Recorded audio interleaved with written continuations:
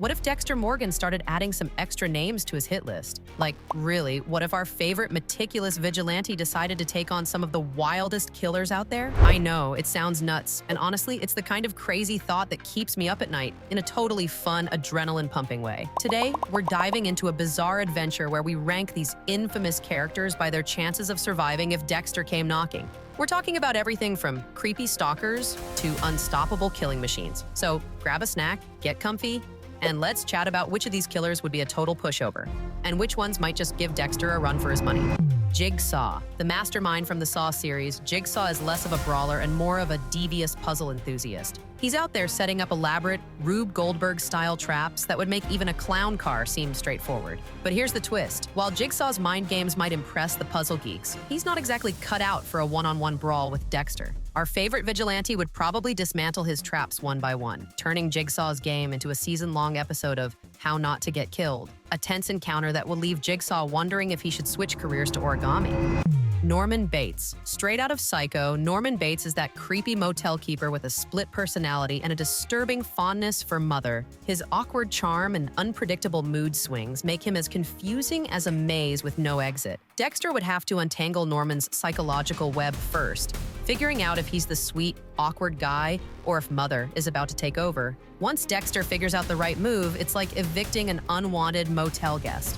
Painful but inevitable. A nail-biting face-off where even Bates might whisper, "Maybe I should have stayed in bed today." Ghostface. Originating from the Scream franchise, Ghostface is all about cheap thrills. A creepy mask, spooky phone calls, and a knife that he waves around like he's auditioning for a Halloween costume contest. Let's be honest, while he tries hard to be terrifying, he's basically the poster child for all bark, no bite. Dexter would easily outsmart him by waiting in a dark hallway. Ghostface would probably get tangled in his own cord or trip over a prop. One swift move and it's another notch on Dexter's table. Freddy Krueger, the burned nightmare from A Nightmare on Elm Street, rules the dream world with his razor-gloved hand and snarky one-liners. Krueger! I ain't Dr. Seuss. But here's the kicker. If Dexter's wide awake and playing in the real world, Freddy's supernatural tricks lose their sparkle. It might be a 50-50 showdown if Freddy were to try and haunt Dexter's dreams, but Dexter's too busy keeping an eye on his own kill table. Talk about a wake-up call, Freddy, you might just get served a slice of reality. Walter White. Say hello to Heisenberg. Walter White, the mild-mannered chemistry teacher turned blue meth mastermind. Walter's transformation from Mr. Chips to Scarface is legendary, and when he's cornered, his brain works like a chemical reaction in overdrive. While he might not have the brawn for a street fight, his talent for rigging up explosive traps and pulling off devious schemes is nothing short of brilliant. If Dexter catches Walter off guard, it's like mixing vinegar and baking soda. An explosive 50-50 that could leave Walt wishing he'd stuck to the lab. But if Walter's got time to set up his blue defenses with his network of dubious associates, the battle could turn into a strategic chess match. Either way, Dexter's home turf makes this a risky, volatile showdown where Heisenberg's blue crystals might just be the icing on the kill cake. Jason Voorhees, the hulking hockey-masked behemoth from Friday the 13th, is basically a walking nightmare with a penchant for machetes. This guy doesn't need a backstory. He's just there to dish out the scares.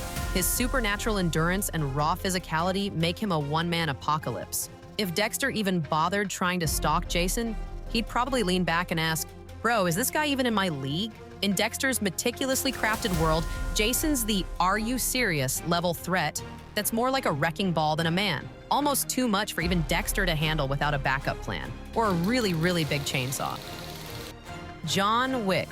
Now here's a guy who practically redefined the term assassin. John Wick, with his impeccable suit, lightning-fast reflexes, and a reputation that makes even the toughest criminals sweat, in a head-to-head with Dexter, imagine a montage of slick moves, bullet ballets, and jaw-dropping stunts that leave even the most seasoned vigilante in awe. While Dexter might try to set up an elaborate ambush, John Wick would simply outgun, outfight, and outsmart any scheme thrown his way. In this showdown, Wick is the clear winner, making Dexter's kill table look like a playground for action heroes. Talk about a knockout performance. Michael Myers, the silent, seemingly unstoppable force of Halloween, is like a shadow with a kitchen knife. His emotionless stare and relentless drive might sound intimidating until you realize he's not exactly winning any awards for brains. Dexter, with his razor-sharp instincts, could potentially outmaneuver Micheal by playing a game of cat and mouse, except Michael's the kind of mouse that never learns how to run. It's a chilling, suspense-filled showdown where the only thing scarier than Micheal is the thought of him tripping over his own feet. The Terminator. Finally, we have the Terminator, a relentless cybernetic assassin from the future, with a metal frame that's tougher than your grandma's cast iron skillet and a catchphrase that echoes through time. I'll be back. I'll be back. I'll be back. The T-800 isn't just a killer, he's a force of nature. If Dexter ever tried to take on a Terminator, he'd quickly realize he's playing with scrap metal, literally.